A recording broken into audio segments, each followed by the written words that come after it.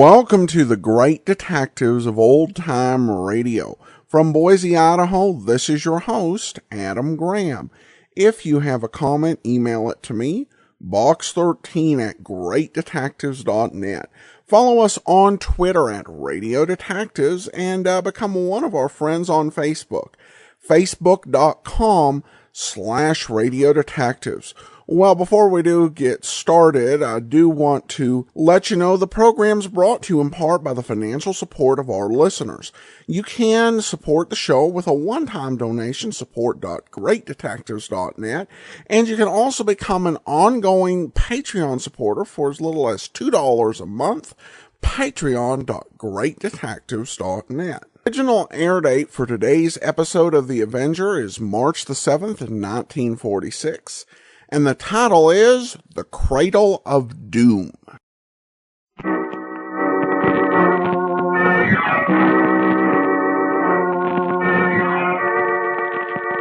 The Avenger. The road to crime ends in a trap that justice sets. Crime does not pay.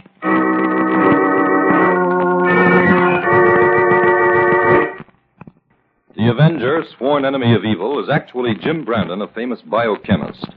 Through his numerous scientific experiments, Brandon has perfected several inventions to aid him in his crusade against crime as the Avenger.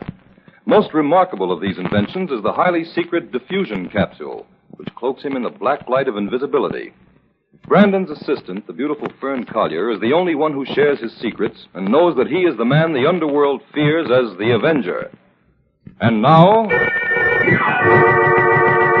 The Avenger and the Cradle of Doom.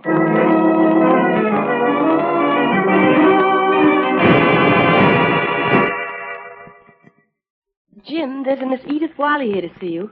Who? Well, you didn't make any appointments for me this morning, did you, Fern? No, but this girl... I'm sorry, but we've got to finish these chemical tests today. If it's important, ask her to come back tomorrow at 11. Mr. Brandon, excuse me for intruding like this, but you've got to see me now. It's really very important. Miss Wiley, really... Listen to me for 5 minutes, Mr. Brandon, and then I'll go if you want me to.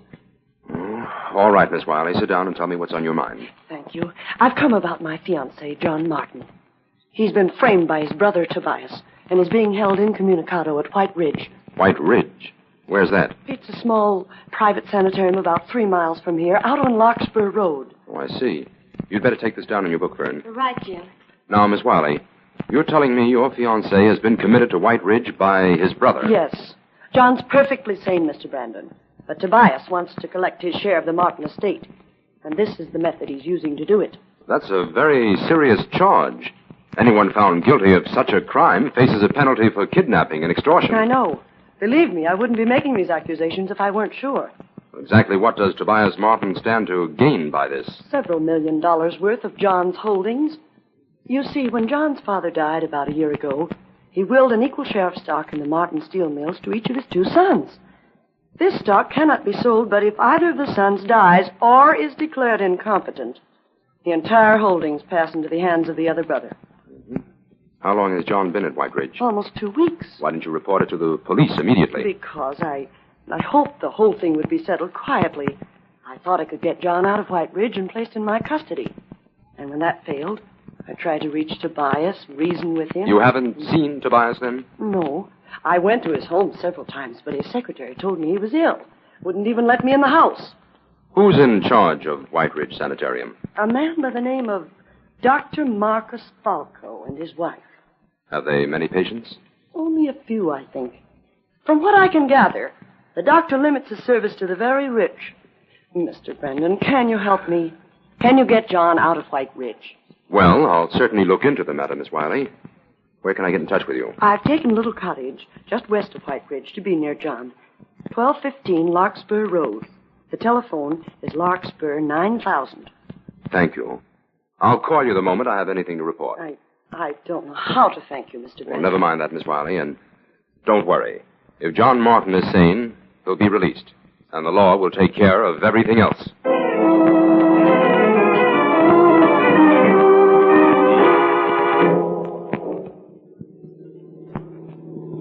That must be White Ridge, just ahead there, Fern. That big house on the hill surrounded by poplars. Oh, gosh, it's lovely. Certainly doesn't look like a sanitarium, does it? Oh, not from the front, anyway. Oh, here's the driveway. Jim, considering the close watch the Medical Society keeps on private sanitariums, how could it be possible for a sane person to be committed to one of them? Well, an unscrupulous person might manage it somehow, but his chances of getting away with it would be mighty slim. Of course, there is a possibility that John Martin isn't sane. Edith Wiley could be prejudiced about that. Well, that's the reason I want to see and talk with John before I get involved in this. Oh, here we are.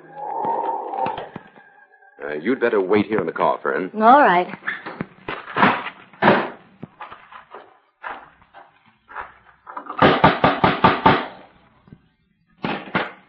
What is it, please? My name's Brandon. I've come to see John Martin. I'm sorry. Visitors are not allowed, except on Sundays. Oh, this is urgent. I'd like to speak to Dr. Falco, please. The doctor's busy. I'm Mrs. Falco. As I said, you may visit Mr. Martin on Sunday. No one... What is it, Joanna? Who's at the door? Mr. Brandon to see John Martin, Marcus. Dr. Falco? Yes? Well, this is a matter of extreme importance, Doctor. I must see John Martin at once. Are you a relative? Well, as a matter of fact, no, I'm not. The visit is out of the question. We observe rigid rules here, Mr. Brandon. Complete rest and quiet has been prescribed for Mr. Martin. I suppose Tobias Martin's permission is required in order to see John. That right? is correct, except for the regular visiting hour on Sunday. I understand. Good day. Good day. Marcus, what is all this interest in John Martin? That Miss Wiley, but now this man. Leave John Martin and his visitors to me, Joanna. I know what is best for him. That's what you said when you brought him here. But I'm not so sure it's true. I wonder if his brother weren't so rich. John Martin is in my care. Now let me deal with him in my own way. Go to the kitchen now. Our patients will be wanting their lunch.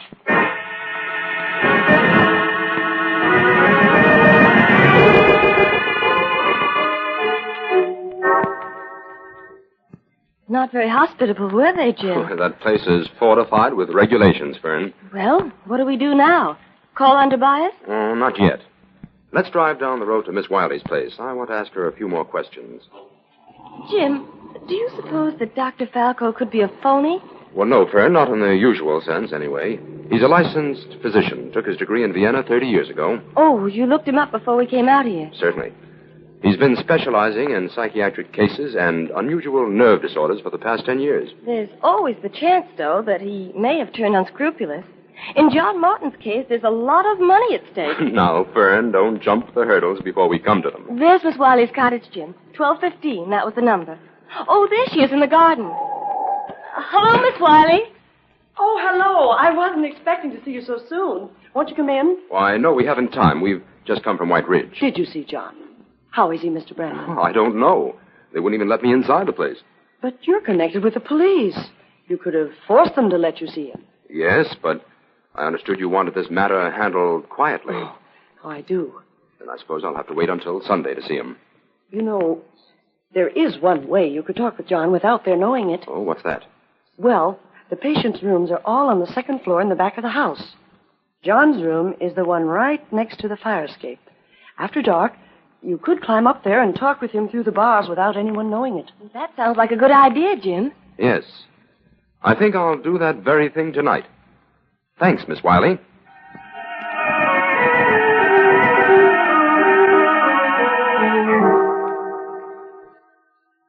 And that's the whole story, Mr. Brandon.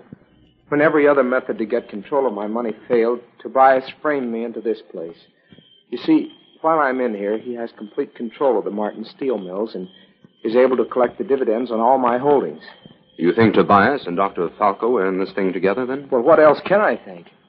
Dr. Falco examined me and declared me mentally incompetent. You can judge for yourself whether that's true. Well, John, my opinion is all in your favor, but I'm not a doctor, and a layman's judgment in a case of this kind doesn't amount to anything. Only a physician's verdict would stand up in court. Well, then go to Dr. Stanley Myers. He's been my doctor since childhood. Less than a month ago, he gave me a complete going over and told me I was in perfect condition. He has a complete case history on me from the time I was 6. That's exactly what we need. I'll go to see Myers first thing in the morning. You think I'll be out of here by tomorrow, then? No, it may take a few days to straighten out the technicalities. You see, I want to make certain your exit from here is strictly legal. Otherwise, we might run into trouble when we bring charges against your brother. All right. I'll try to be patient, but work as fast as you can, will you, Brandon? This place is worse than a prison. Sometimes I think this Dr. Falco is really trying to drive me mad.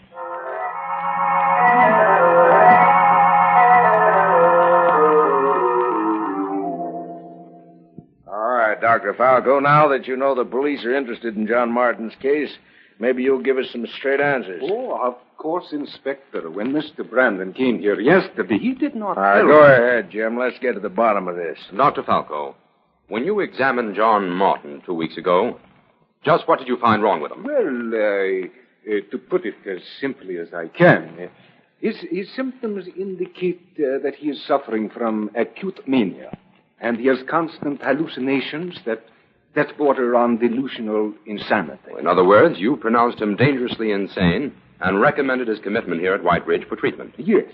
I am sure that any reputable psychiatrist would agree with me in regard to John Martin's symptoms. Then you won't mind if we take a look at your records, Doctor. My records, Mr. Brandon? Yes. Also the commitment papers bearing the signature of Tobias Martin. Oh, of course. Naturally, everything was handled in the proper manner. You will not find any irregularities here at White Ridge. The papers, please. Well, they're in a safe in the adjoining room. I'll get them. Well, Inspector, what do you think? It's pretty hard to say offhand, Jim.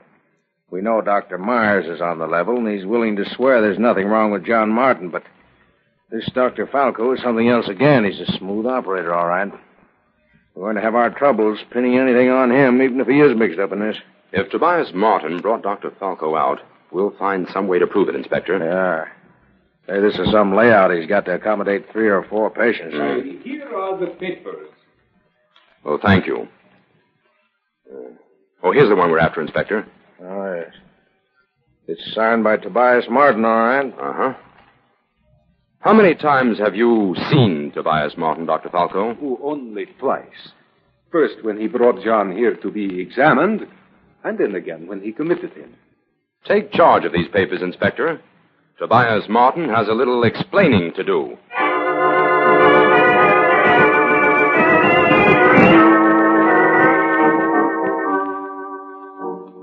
But I tell you, Mr. Martin is ill. He can't see anyone. No, who are you? Well, I'm Charles Burton, confidential secretary to Tobias Martin. Well, Mr. Burton, we're the police. Step aside. We're coming in. Police? Oh, why didn't you say so? Where is Martin? Well, the room at the top of the stairs. I'll tell him you're coming. We'll be right behind you. Come on, Jim. It looks like Tobias intends to give us the runaround, Inspector. Sick and bad. You'd think he'd cook up a better dodge than that. Well, have you announced this, Burton? Mr. Martin will see you. I'll say he will. In here, please. Tobias Martin? Yes? What is all this? Well, I'm Inspector White. This is Jim Brandon. We're here about your brother. John. What's he up to now? At the moment, he's rather anxious to be released from Dr. Falco's sanitarium. Oh, so that's where he is. Look, Mr. Martin, let's not waste time. Uh-huh. You know where your brother is and how he got there, and you probably know what the penalty is for falsely committing a person to an institution of that kind. What? What are you talking about? Yes. John Martin's commitment papers signed by you. Preposterous. I never signed this paper. You deny that's your signature? Well, no, I can't very well deny that. It's my writing, all right. But to the best of my knowledge, I never laid eyes on this document before. Now, what about you, Burton? Do you deny all knowledge of this, too? Well, I certainly do. That signature must have been forged. There's one way to prove whether you signed that paper or not, Martin. How? The signature was witnessed by Dr. Falco. It's just a matter of bringing you two face to face. But Mr. Martin is too ill to leave his bed. The doctor left him in my care, and I can't take the Then we'll bring Dr. Falco here. We'll soon find out who's lying.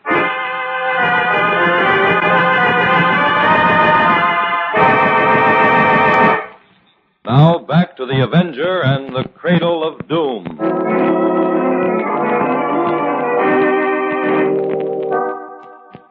You and your secret experiments. You see where they've landed us, under the surveillance of the police. Will you keep quiet, Joanna? My experiments have nothing to do with it. The police are merely checking on John Martin. That's what you say, Marcus. But how do I know? For years, you've kept your experiments a secret from me. That room in the tower that is always locked.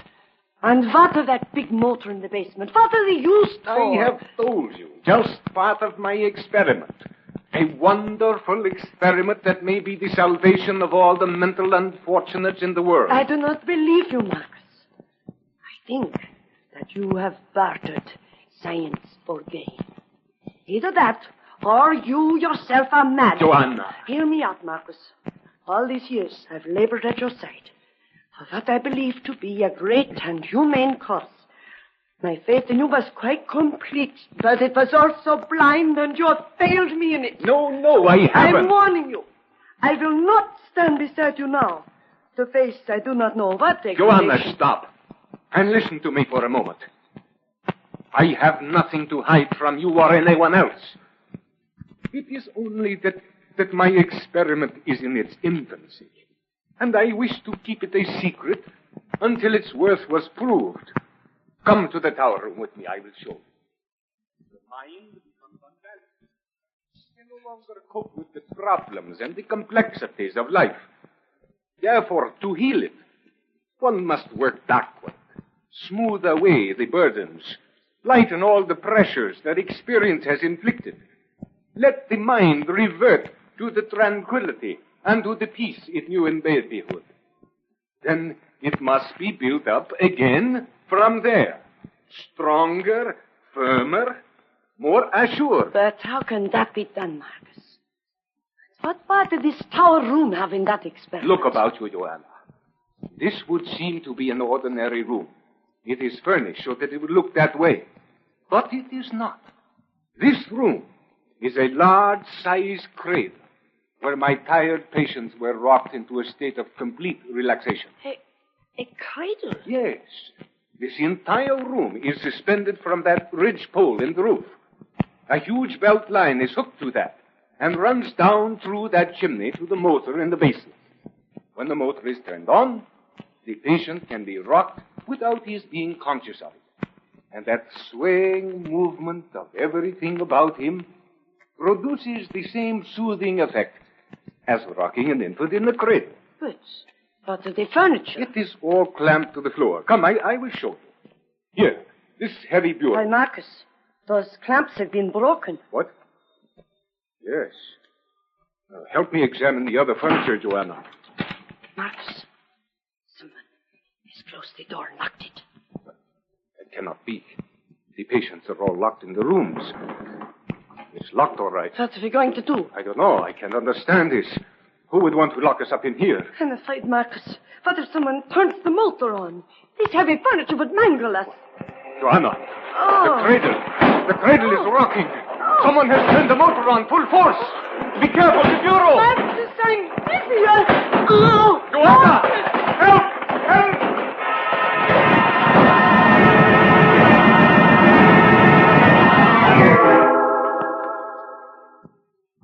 Jim, this place seems to be deserted. Where do you suppose the Falcos are? I don't know, Fern. But one of them must be around somewhere. Dr. Falco? Dr. Falco! Come on, Fern. I don't like the looks of this. We'd better see if John Martin's all right. Maybe Tobias got word to Dr. Falco and warned him to leave. That way, Tobias couldn't be identified as the one who signed the paper. Well, we've got Tobias where we want him anyway. You left the inspector guarding his house, didn't you? Yes, he can't get away. Ah, this is John's room. John! John! Are you all right? Yes, I'm okay. What's the matter? This is Brandon. John, have you any idea where the doctor kept his keys? Well, no, in his pocket, most likely. Did Mrs. Falco have a set? I suppose so. She delivered all our meals. Run down to the kitchen, Fern. She probably kept them there. If not, look in the library. Right. John, the Falcos seem to have fled. Fled? Well, that's strange. Up until 5 minutes ago, I heard terrible noises coming from the tower. The tower? I'll have a look up there as soon as I get you out of here. Here, Jim, I found the set of keys in the kitchen. Good. Let's see, 201. This is the one for John's room. All right, John, come on out. Well, what in the world's going on here, Mr. Brandon? We don't know yet, John. But I think the best thing for you to do is to get out of here. Go down to Edith's place. Whatever you say, Mr. Brandon. I'll wait at Edith's for you. Right. Now, Fern, our first stop is the tower. Up these stairs. I can't understand how Tobias and Dr. Falco ever expected to get away with a thing like this, Jim. Everything is beginning to add up a little too neatly. Ah, here's a door. Let's try this. And the key's on the outside. But the door isn't locked. Jim, it's Dr. Falco and his wife. Don't come inside, Fern. I'll see what's happened here. The whole place is a shambles. Shall I call headquarters, Jim? No, not yet. I'd like to investigate this place first. Well, the doctor and his wife are dead, all right. Battered to death by this furniture. Jim, look. That whole room leads to one side. Yes, and there are clamps on the floor where the furniture belonged. Why, this whole room is suspended from that ridge pole. Come on, Fern. Jim, now that you've discovered that motor in the basement, and you know how the Falcos were killed, why do you want to examine the rest of the house? To find out if any of the patients could have left their rooms. But they couldn't have. All their rooms have special locks that can only be locked and unlocked from the outside. It must have been suicide, Jim. Well, as soon as we finished here in John's room, we'll report this. Doesn't seem to be anything unusual here. No, it's exactly like all the others. Jim, it stands to reason that if the Falcos had been murdered, the tower room would have been locked from the outside. That door wasn't locked. They could have gotten out if they'd wanted to. Yes, unless the murderer unlocked the door after they were dead. Jim, what was that you just picked up? A small piece of cellulose tape. It was sticking to the floor here by the door. Oh, I thought it might be a clue. It is. Fern, drive into town and call the inspector. Tell him to bring a squad of men out to 1215 Larkspur Road. What for, Jim? The Avenger will deliver a murderer to them there.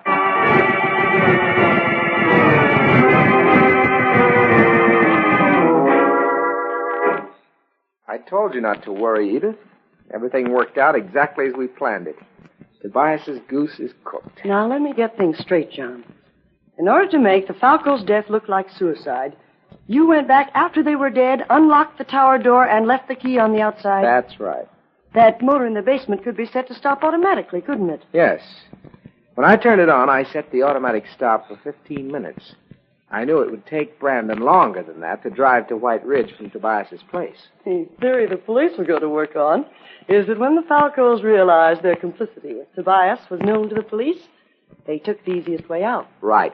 That leaves Tobias holding the bag with a signature to explain and a suicide that the police will explain for him. And you and I in complete control of the Martin millions. Wonderful, John. Except for one thing. You mean Burton? Yeah.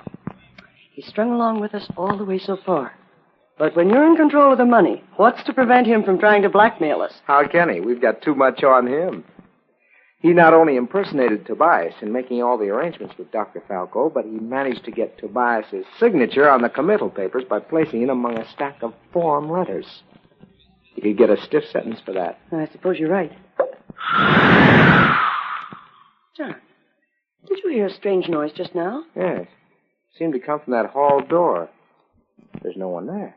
There is someone here, John Morton. Who's it, John? I can't see anyone. You can't see the Avenger, Edith Wiley. The Avenger? Yes. I came to inform you of a forgotten clue. But you have obliged me with a complete confession. A clue? What clue? A little strip of cellulose tape. But I think our jury will find it quite big enough to hang you. Edith, quick, get the car. We've got to get out of here. It's much too late for flight, John. The police have an appointment with you here. And those sirens should tell you that they have arrived to keep it.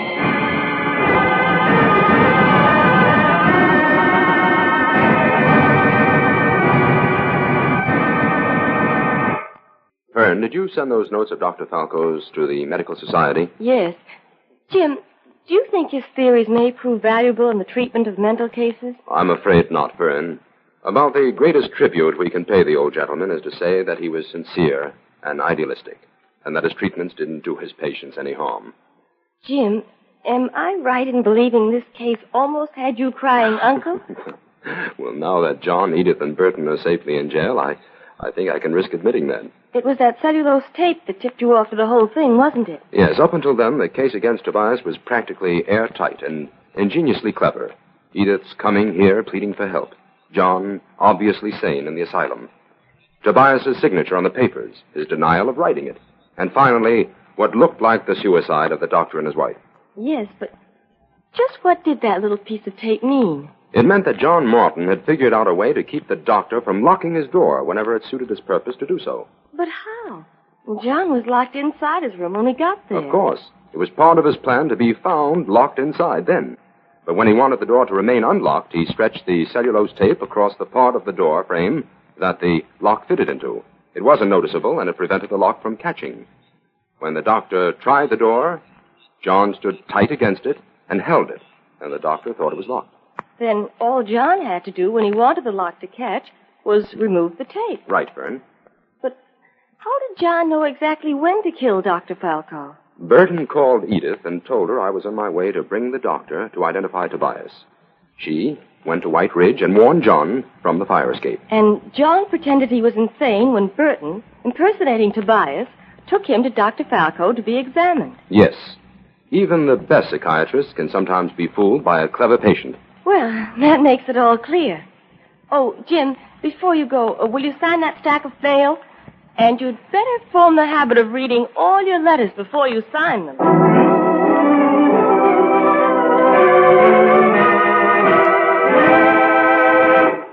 All characters, names, places, and plots used in the Avenger program are fictitious. Any similarity to persons living or dead is purely coincidental.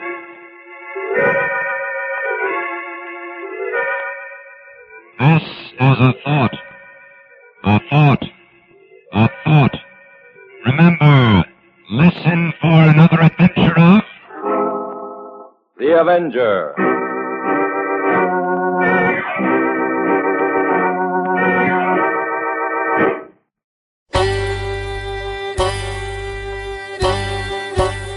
Hi, this is Andrew from OTRWesterns.com. I wanted to invite you to come take a look at our site.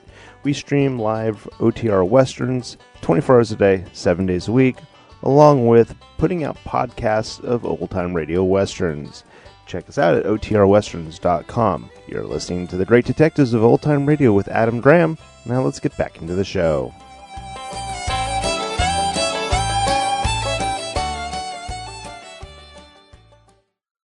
Welcome back. Well, Jim Brandon was kind of kind in the end. Say, well, the best we can say for him, is that he didn't do any harm. It'd be tempting to add, I suppose. Well, the best we can say is he was a quack, but yeah, kind of harmless and honest. I do like how the story kind of ran contrary to what you would expect if you'd listened to other old-time radio programs in terms of the unlawful committal. That was a theme of a lot of programs, and to have it where it was staged, I think for the time definitely very clever. Though I think the fact that you had this murder scheme that depended on them going into the Cradle room, that one's a little bit more iffy. It's like, how do you know they're going to go in there? It was the first time the psychiatrist had ever taken his wife in there, so it's very hard to improvise this sort of thing, it would seem. Well, now we turn to listener comments and feedback, and we start at the iTunes store where Ron Barron has a review. Adam has great enthusiasm for old-time radio, which is great. I also commend anyone who shares their collection with others, but Adam talks so much. I really enjoy background infos on the shows, but Adam kind of rambles with info, sales pitches, mailbags, etc., and chops out the classic commercials, which are an integral part of getting the flavor of the time period. There are several other shows out there that are much more well done. Okay, well, thanks for taking the time to write a review anyway. I have to admit, it has been a good long while since I've gotten the talks too much thing. I've really worked, because I think at one point it really was quite honestly a problem and too much. So I've really worked to limit my comments at the start of the program. And then if I go on, it's at the end of the show.